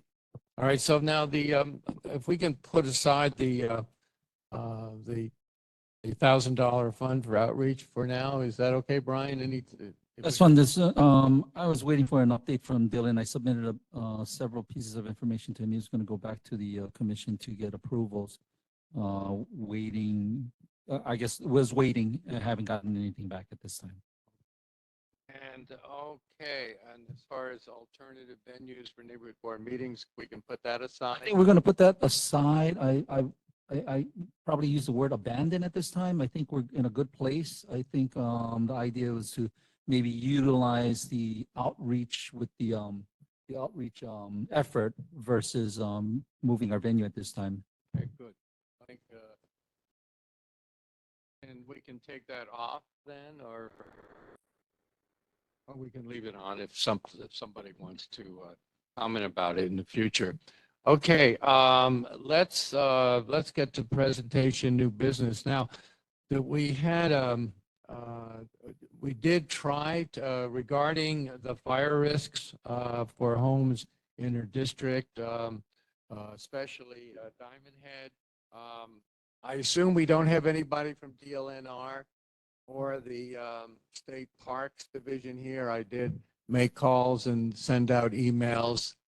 I did get a response from somebody who wanted us to go into that website about fire department talked about. Now, Martin, did you have any? Do you have any were you going to amend the resolution you proposed last time? I don't know. If you don't, then maybe we should wait another meeting. I don't know. Tell us what you think, your thoughts. I do have the revised resolution just referring to illegal campers. And also, I have some here if you guys want to pass them out. I don't know if you wanted to. I'll just pass them out. And then DLNR and Department of Parks, I thought we're going to be here and we were going to ask them questions about it. I mean, there are two problems. One is that we have the illegal campers with the campfires, which create a truly enormous fire hazard, and also defueling of the landscape. And it's not just Diamond Head Park. Diamond Head Park just happens to be the most prominent example. But if you go up certain other areas, wherever you have, I think it's up Waialae Avenue, up at Kilway Avenue, at the top. There's all the mountain area. I think that's also a potential fire hazards because there's all these forested areas. And as we have during the summer, high winds and we have dry vegetation, it's just a truly tremendous fire hazard for all of us. And it's something that we need to try to address now while it's wet, because Diamond Head is nice and green now, but that means it's going to be very dry and quite a fire hazard in the summer. And I don't want to be a boy who cries wolf, but I also don't want to be an ostrich with a head in the sand. And I don't want to stand here and say I told you so, because it happened. So that's why I want to make sure that while we have time to do something, that we can. So I'd like to see what DLNR says about, one, taking care of the fire risk caused by the illegal campers making campfires on Diamond Head, and two, about defueling the landscape, the biggest fuel problem being the non-native grasses that have grown up in the last decade or so, and not much has been done about them. Well, we're kind of, in a way, caught in a dilemma here. Not our fault. I mean, I think we all agree this is a very important issue, and it could be an issue of life and death in the future. Looking at what happened in Lahaina, it is. There's probably some belief or some thought among neighborhood board members that they would like to have DLNR, a representative from DLNR here. Also, the State Parks Division is another important city agency. It would be good to talk to them before we voted on the resolution. Should we give it one more try? I mean, if somebody on the neighborhood board wants to wants to make a motion to pass the Martin's resolution, I mean, it is well written, we can do that. Or should we, I don't want to kick the ball down the road forever, but should we give DLNR one more chance? Yeah, Mike already left. I can contact, he did say he would make an effort. Let's make a concerted pitch. Martin, huh? I mean, I know it's rough right after the holidays to get people here, but why don't we make a concerted pitch to get appropriate people here to the next meeting? Yeah, I agree, but DLNR is not going to listen to me. They would listen to the. No, well, I mean, you can, you're a citizen. I mean, Yeah. obviously, I think the burden is more on myself, and perhaps Anson can help and Mike Buck can help, but it doesn't hurt for Yeah. you to make a call as a concerned citizen. I mean, your taxes contribute to their salary. Right, right. Okay. So All right. we'll try. Yeah, let's talk, and I want to talk to you about this. Maybe we can meet during the, we can talk about this. Maybe we can be shortened a bit. All right. Thank you very much. All right, thank you, Martin. Okay. Now we do have representatives from the Department of Transportation, the Complete Streets people. Are you ready to take the floor? I am ready. Hi, Chair Turbin. Can you hear me and see me? Yeah.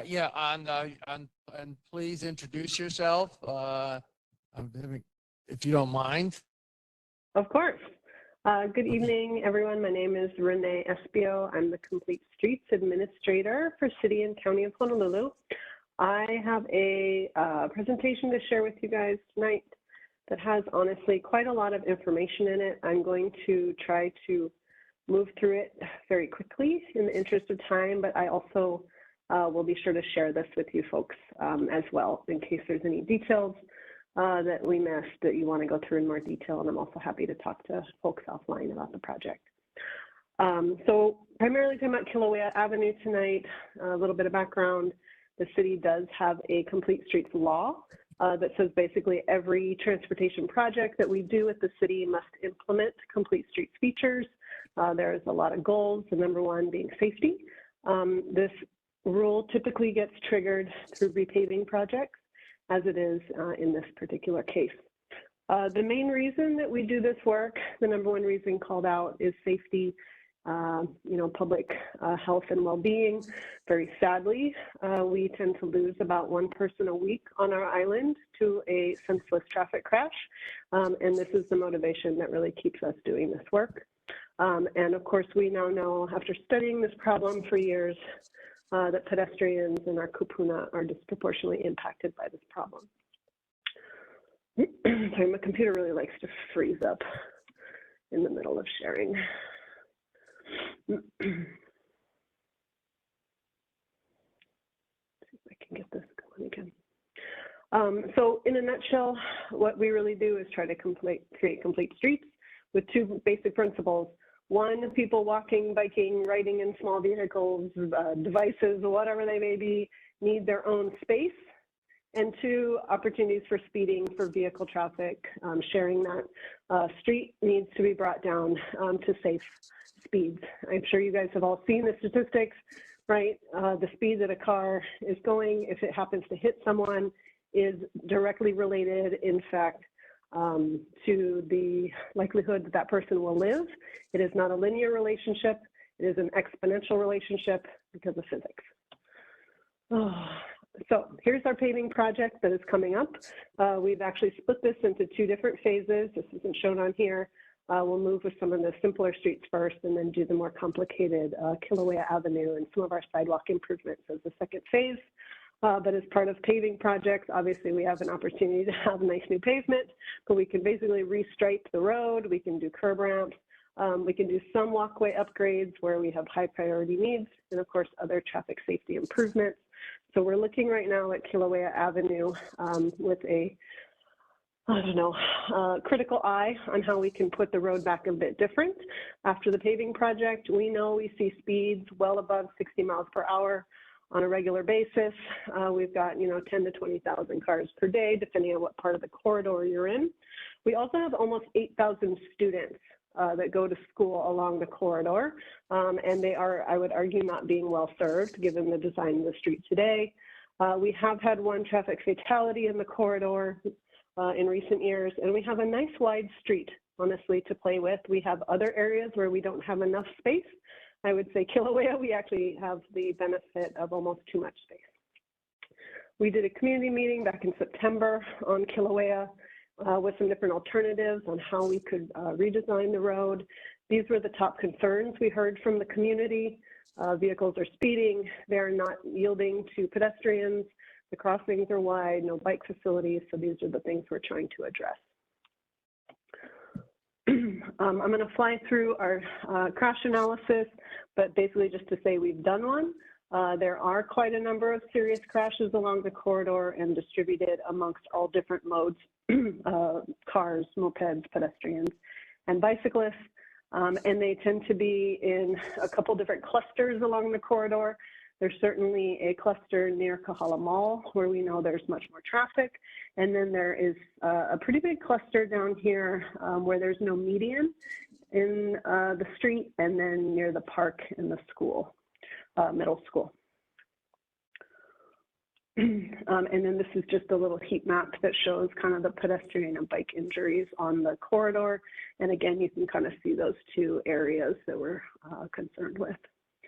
Not surprising to us, Kilauea Avenue looks a lot like some of our other streets on the island on which we have similar safety problems. Typically, we see high pedestrian injuries on corridors that have 4 or more lanes, 30 miles per hour or higher, signalized crossings. So this is a pretty common issues that we're wrestling with island-wide, to be honest. These are what our speeds look like out on Kilauea Avenue. So most of the traffic is kind of going 30, 35, a little over 35. Not too terrible.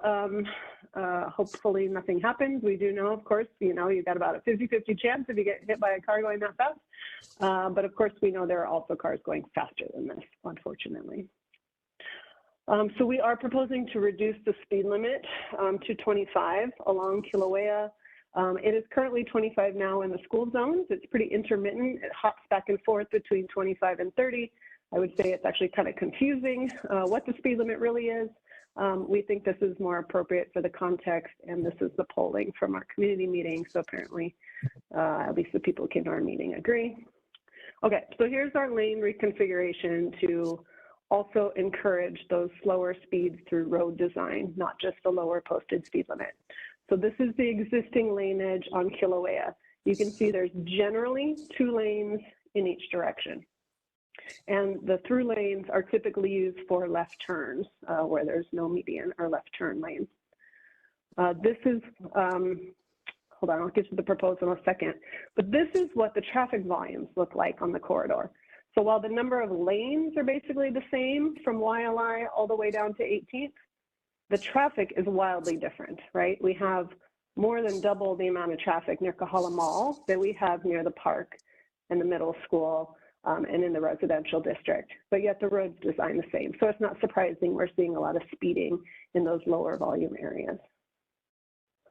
This is what we are proposing. We're proposing to go down to 1 lane, through lane, in each direction from 18th to the approach to Pahoa, at which point we would split back out to 2 lanes going Malka bound, and it would be just the same lane configuration that it is today up in that busy section.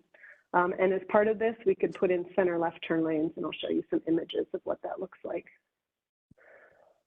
Federal Highways has guidance on these kinds of projects. This kind of 4-lane to 3-lane reconfiguration is very common. Our traffic volumes are down here in the kind of green and blue areas, like very good candidates, kind of no-brainers, really not enough traffic to justify 4 travel lanes. So good to be consistent with that. This is a project that we did in Kalihi Valley. We've done these in Kailua, Salt Lake, very similar. So here's the 4-lane condition before, And then here is the after condition. So 1 lane in each direction. The left turns now have a place to go and get out of the through movement, reducing, weird maneuvers as people try to jump around left turning vehicles. We then had space left over for bicycle lanes, simplifying the crossings. And then we've also seen the benefits of that. So this is Kamehameha 4 Road data. 2015, we did the lane reconfiguration, and you can see the traffic crashes have gone down across the board for drivers and for people on foot and on bikes. This is another visualization of what that would look like. The top showing sort of the existing cross section, particularly for the area that does not have the treed median, kind of between 22nd and Hunakai, would be going from 4 lanes with parking to 3 lanes, still having parking, and then a striped buffer between the travel lane and the bicycle lane. And then this is a very crude AI rendering that we did to try to show what that improvement would look like for people who, don't read street plans. And then we also did something a little bit different for the Kahala Mall frontage, where we are keeping 4 travel lanes to accommodate the heavier traffic there. In that stretch, we are proposing to remove any of the on-street parking to allow for the bike facilities to connect up to Waialae Avenue. So we have been working with some of the commercial tenants there to let them know of the upcoming changes. Seems most people parking there kind of working in some of the professional centers, for example. And we will also be notifying all the property, single-family properties along there. We have done traffic studies to make sure that what we're proposing can accommodate kind of our peak hour traffic. We did that when school was in session last fall, went out and did observations to make sure our lanes are long enough. We're excited about these benefits, because we've seen similar projects have benefits across the board for everyone. This is data from King Street Protected Bikeway, showing that after implementation about 10 years ago, we saw pedestrian crashes immediately plummet to about 50% of their previous level. So these kinds of projects are not just good for bikers, but they're good for everybody out there trying to walk on the corridor. Finally, we've got a couple other kind of small strategies we're looking at to slow turns. This is something called slow turn wedges. You can kind of put them out either near a crosswalk or on the turn there to get cars to kind of make those a little slower. That is a pervasive issue in Kahala, cars within around corners. And then we're also looking at curb extensions to shorten some of the crossings and the intersections. I would love to do something like what's shown on the left with trees and landscaping. You guys know, we have a hard time maintaining landscaping at the city. We'd probably need some kind of community partner to do something beautiful like that. In absence of, the community kind of partnering with us on landscape maintenance, we'll probably do something with just striping and bollards that'll still provide a safety benefit, but might not be quite as beautiful. And that's pretty much most of what I wanted to share tonight. We have done a lot of outreach on this project. We continue to do so. Happy to meet with any folks who want to talk through the details. And then finally, our next steps, we're in project design right now. We're ongoing on the various phases. We wanted to present to you guys tonight before we kind of did a bigger update to our mailing list and some of the neighboring boards. We're also, like I said, going to be notifying the property owners of some of the parking changes, and then we hope to bid out the first phase of the project by the end of the year. Okay. Any questions for Renee from neighborhood board members? Want to go? You want me to go? I'll go ahead first, I guess. Well, okay. Why don't you let me put, will you take, who's the vice chair? Well, that's okay. I can make comments. I'm not going to propose a resolution. Renee, I got to say one thing. I've been sitting on this board since 1980. I first got elected to the neighborhood board in 1980. So that's 40, going on 44 years been chair probably for at least 25 of those years.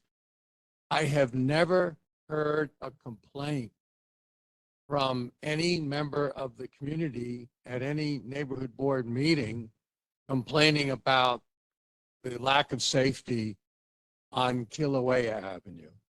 I mean, there's been plenty of complaints about other avenues, Malia, just Malka of Waialae. There's been complaints about the vegetation on Hunakai. I think there was a complaint about vegetation getting too high on Kilauea. That's the only time I ever heard of a complaint on Kilauea. The only accident I ever saw there was when a gal ran through a red light and hit me about 30 years ago, hit my car. But I really think that the Complete Streets program is escalating, problems on Kilauea. Now, as far as speeding is concerned, I mean, I don't see too much speeding there. I assume there is from time to time. I don't think anybody would be opposed to, traffic humps, to reduce the speed. If the speed limit was reduced from 35 to 25, I don't think there would be complaints about that. If there was a bigger police presence to slow down the speeding cars, which I personally don't see, that's not a bad thing. On the main, well, of course, there's a couple of places, I think on King Street, where if pedestrians cross in the crosswalks, then the street lights automatically turn red. Things like that. I've seen that a lot on the mainland, when pedestrians are going to go crossing, automatically a red light activates so the pedestrian can walk safely across the street. I mean, those type of safety safety preventions are good. I don't think anybody would be opposed to it. I do know, and I do a lot of automobile accident cases in my law practice. When you change lanes, when you have like 2 lanes, and then when you have 1 lane, and then suddenly it becomes 2 lanes, as you're proposing to do here, that does cause accidents. That confuses drivers. They're uncertain who goes first or what lane goes in. I don't see, I think it's crazy to make a portion of that just going 1 lane in each direction. I mean, especially you have the Kaimuki Intermediate School there. I mean, you got the Kaimuki Intermediate School, you have KCC, and to suddenly make that 1 lane in each direction, I think that's a crazy idea, and I think most of us do. I mean, there's a lot of concern about what's planned to be done at Kilauea. I'm certainly glad you took away the 1 lane idea for a Kahala Mall. That would, for Kahala Mall and the church and the office building there, that would be just a nutty thing to do. It would create so much traffic congestion. Be unbelievable. Bear in mind, on certainly in many afternoons and evenings, especially Friday afternoon and evenings, the Hawaii Kai traffic, stops at Kahala, often to use the mall, use Kahala Mall, and of course the new Kuano Market. But that Waialae gets very congested, and that congestion spills over onto Kilauea also. So I think the neighborhood would be very, very opposed to changing Kilauea, even in portions, to 1 lane. And I think that would really increase the probability of accidents, not decrease it. As far as, putting designated bike lanes there, I mean, I suppose that's a good idea. People can hopefully maybe bike commuting can increase. But that's, that I'd say, please throw away that idea about one lane in each direction. Who makes the final decision? Is it on going ahead with these things? I mean, I've talked to, other people in the mayor's office, and they're opposed to it.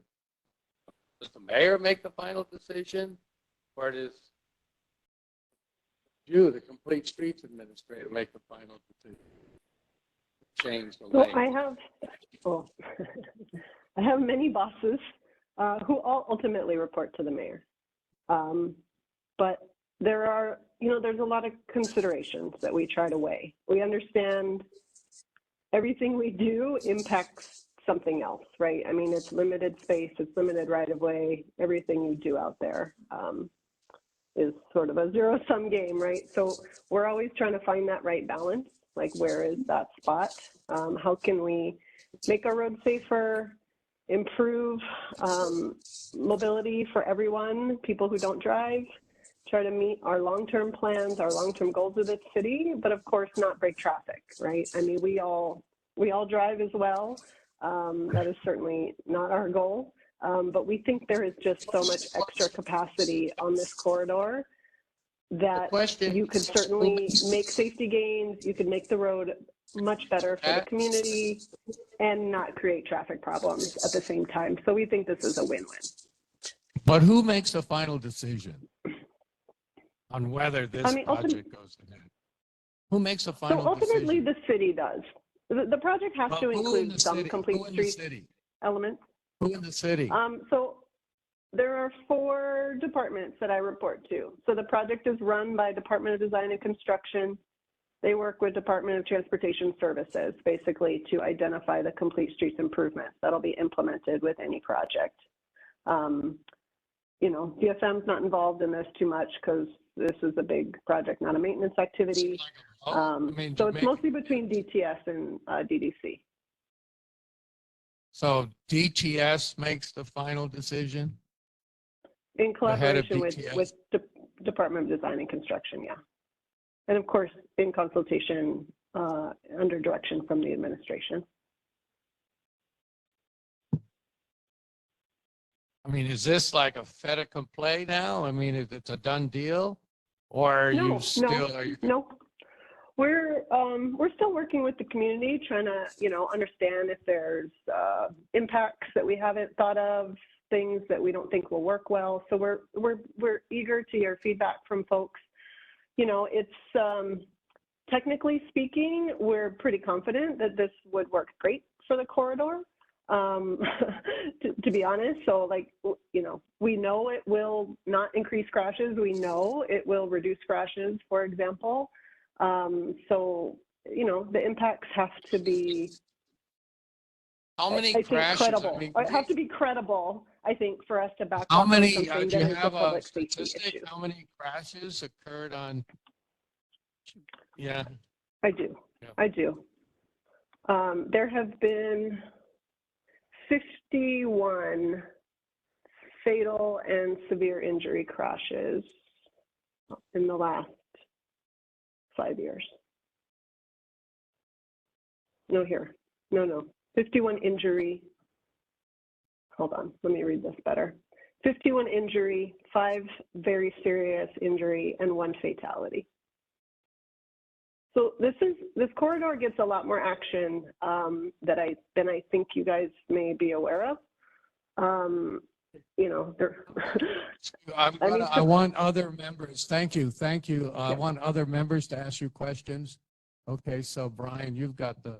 I appreciate it, Rich. Renee, thank you for the presentation. So I guess it's more comments than questions. I think Rich asked a big question, like who makes the final approval and where do we go from here now? But a couple of the things I wanted to share. So on the 28th of September last year, there was a webcast. You folks presented to the community. I reviewed the slide deck that you shared and the information that was provided, and I just got to say, I think there's some concerns as what information was presented and how it's being shown. You reference in the slide deck Hamakua Drive in Kailua as it's working there. You showed Kamehameha 4 Road, but both of these thoroughfares are not the same as Kilauea Avenue. It's shown as if it is and it works there, but it's definitely not the same. Hamakua Drive, I grew up in Kailua. That drive is maybe at 1,800 feet, and the area of concern is much less than that. And then Kamehameha 4 Road is not a divided highway. I mean, avenue. You know, we have a division with the landscaping in the middle of Kilauea for a great portion of the avenue. Some of the information you provided in the study with the peak hours, I would tend to, contest that information. Rich mentioned about the evening hours. I'm curious to know when the studies were done. I think there's reference to 2:30 in the afternoon as peak hours and providing that information. There's information saying that the community supports it. I think there was 29 people on the webcast that did polling, which I thought was kind of biased in the way the polling was conducted on the webcast as well. From what I'm hearing in the concern, I think it's speed is the issue. And to the point that Rich made earlier about speed mitigating type items like speed humps, I think would work. And the lanes that the thoroughfare is, I measured the lanes using a laser measuring device myself. I walked all the way from the beginning of Kilauea by Aloha gas station all the way up to Hunakai, and I measured at all the different intersections, both going and coming. And from my layman's measurement, we do not need to have a lane eliminated if we consider shared roadway or Sharrow, which fits into the speeds that you're talking about, going from 30 to 25, or even at 30 miles per hour for that area. So I think there's more options to consider than what was presented in the presentation, where it doesn't eliminate a lane for Kilauea Avenue. I think that's all I need to share right now. Thanks. Other members would like. Speak or forever hold your peace. Hi, Renee. It's Peter at the end of the table. I just quick question. If I was going to choose a place to do some mitigation factors, I'd go to Diamond Head Road between the lighthouse and Triangle Park before I'd ever even think of Kilauea. It's just there's more space on Kilauea to play with, I guess, or maybe it's low-hanging fruit. But we we've got rude bicyclists, we've got skateboarders, we've got homeless, we got buses, we got runners, we got walkers, we got babies, we don't have a school. That's about it. We got lots of schools. So Yeah. what would be your observation? Okay, we are also going to be rehabbing Diamond Head Road from the lighthouse towards Kahala, towards Valor Park or whatever it's called.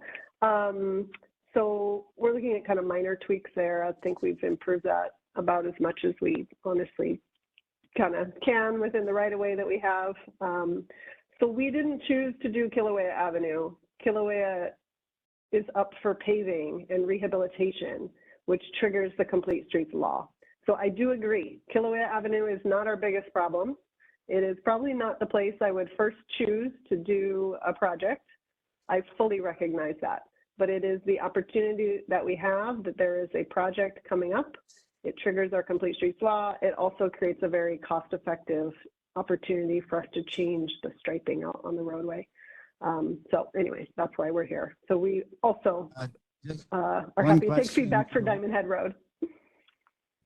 One thought is up in Maui in Pukalani or somewhere around there, they got these great rectangular speed tables, much more forgiving for people and cars. If anybody's ever up there, they could take a look at that. Yeah. Speed bumps drive everybody crazy. Thank you very much. Anybody else? Yes, thank you so much, Renee, Pedro Haro. And as I mentioned before, I live in that area exactly where that intersection. It is concerning to me to eliminate the.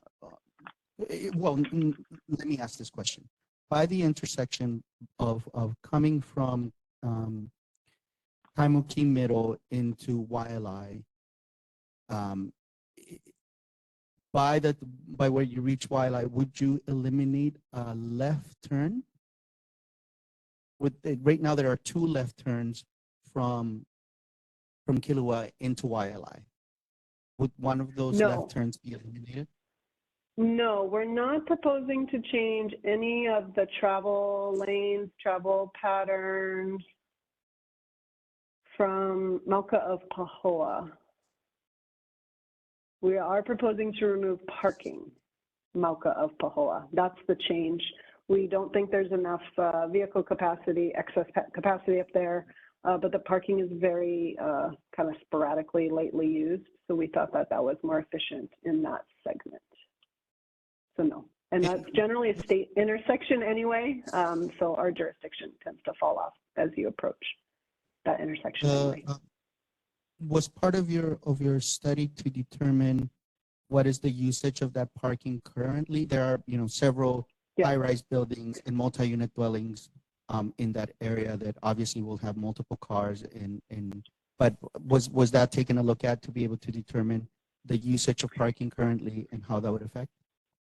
Yes, we did that. There shouldn't be any high rises, I don't think, in the area we're looking at. It's really fronting Kahala Mall, across the street, fronting the preschool and church and professional center.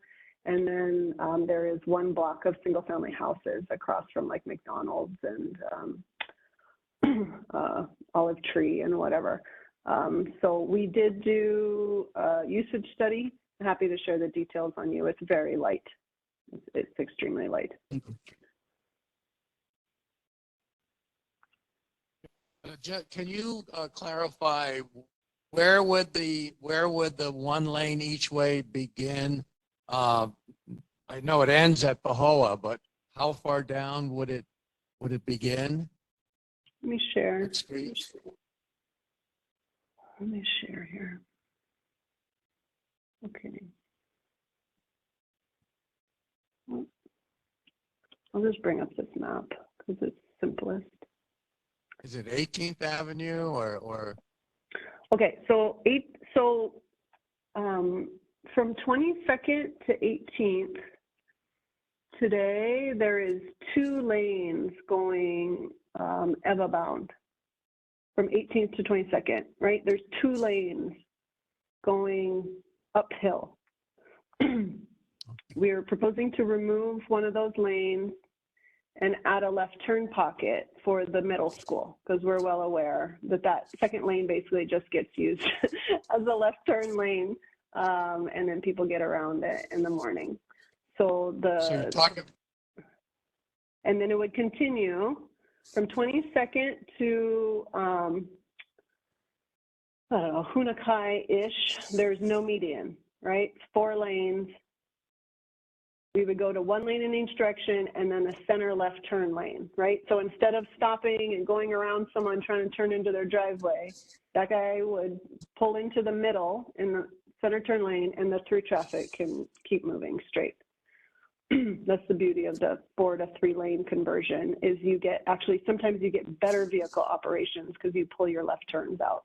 And then right as you pass the elementary school here, approaching Pahoa, we would split back out to 2 lanes at that intersection to store vehicles during the red light. So you'd have a nice calm space, and then as you approach the commercial district, it would split back out again. So it's basically from the elementary school to 18th.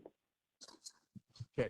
Anyway, I'll just say it seems like we have a very straightforward situation now that's going to become very confusing. Anyone else? I know our time is short. Anyone else? Yeah. Go ahead. Thank you for using all the time, Rich. So I don't disagree with the speeding and reduction to the one lane. And I think as a father of young children, we typically bike and walk over there, especially at the age of the children I have, which is, we actively try to use those parks all the way down to like Punakai Park even.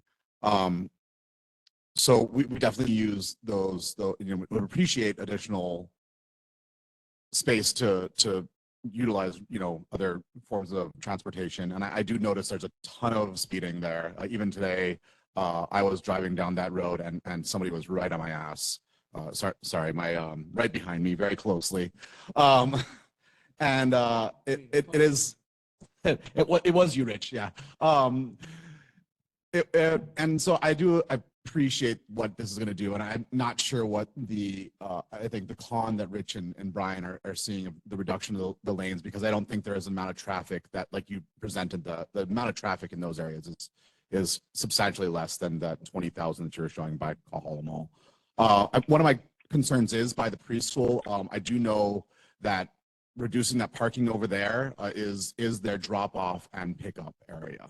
I would 100%. severely consider like what that impact is, because if there is no pull off, you're either pulling into the bike lane to drop off and pick up your children around those schools, especially Kahala Elementary and the preschool. That is, I think, as you said, the peak point of traffic is at 2 p.m. when people are picking up. And so what would that do? I think that's a consideration that, I think that would definitely be considered. But regardless, I am opposed of opposite of what Rich says. I think this would be an improvement in our neighborhood and creating a better area for people with younger families that are utilizing biking.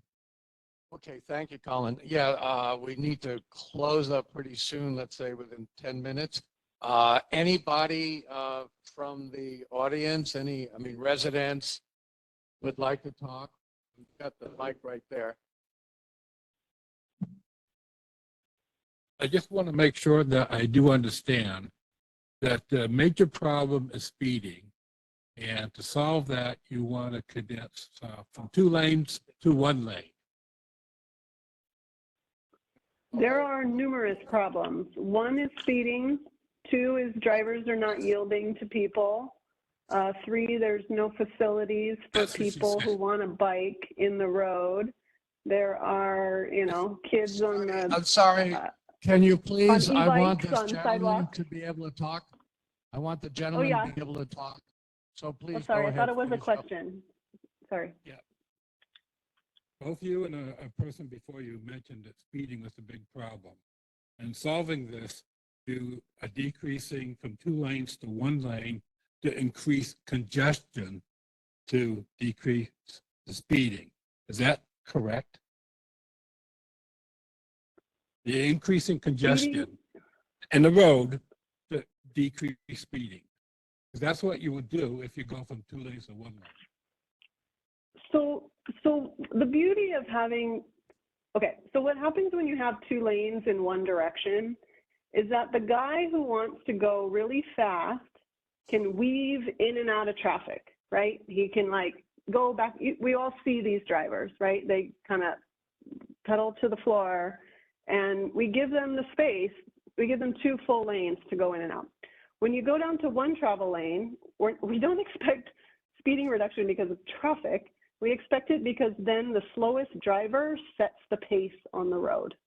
It takes a pretty aggressive driver to pass someone on a 1-lane street, but we basically encourage it when we provide a 2-lane street when there's not enough traffic to justify the number of travel lanes that are out there. That's how we achieve it. Okay, I understand that. Like Rich said, I don't see that very often, that I drive it all the time, but I'm sure it does happen. But the other thing I want you to consider is that on this street, there's both a lot of left turns and right turns, and people crossing the street. So people, cars in the right lane, a lot of times can't really take a right turn until they wait for people across the street. And so the left lane gets a little busier. And you're adding a bike lane in the middle of that, And the bike lane might have problems going either way also. So you might want to think about how you design that to make it easy for both cars to go left and right, and for bikes to go left and right. Thank you. Yeah. Anybody else? Yes, you're correct. Other residents? Any other residents, people here virtually who want to speak or ask a question?